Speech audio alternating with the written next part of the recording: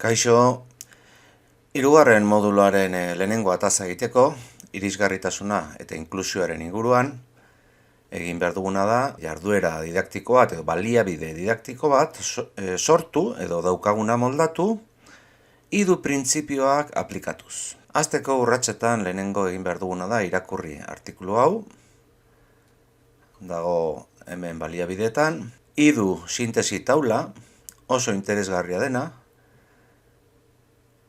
ze hemen daukagu adibide asko aplikatzeko irisgarritasuna.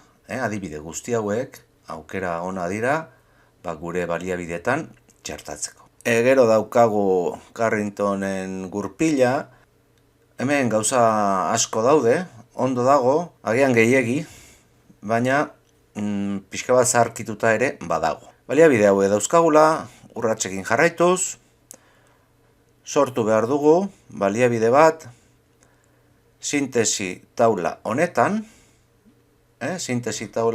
agertzen zaizkigun gutxienez 5 adibide beteko dituena.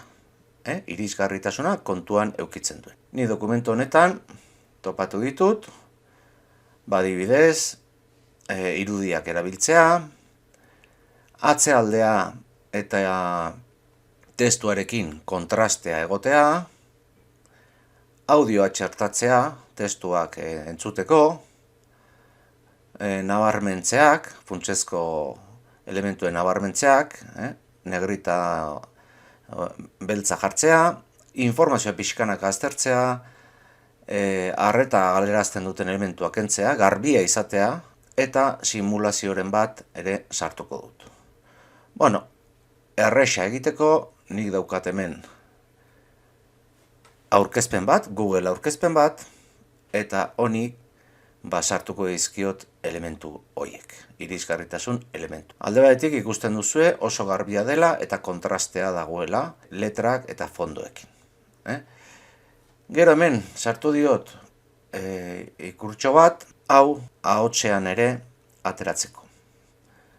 Bukarun egin dut eta hemen esteka dago. Kopiatuko dut esteka, joango naiz hona, eta esteka hau sartuko diot.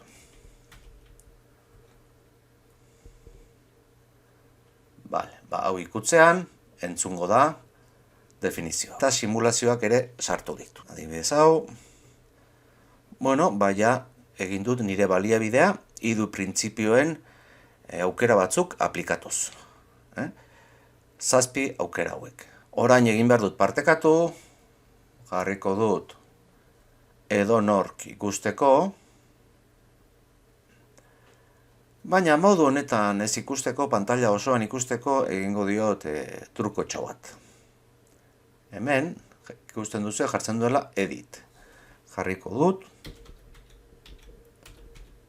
review. Eta horrela, ikusten da pantalla osoan eta joan naiteke pasatzen. Hemen daukagu soinua. Zer da egitura bat? Gorputz batek bere formari lehen grabatu dudana eta horrela aurkezpen guztia. Kopiatuko dut hau, helbidea, eta orain Moodleen itsatsi beharko dut.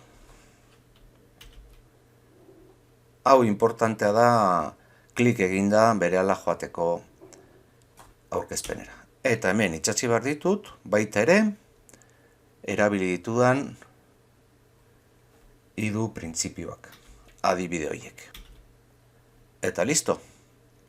Honi eman eta entregatu. Hurren arte.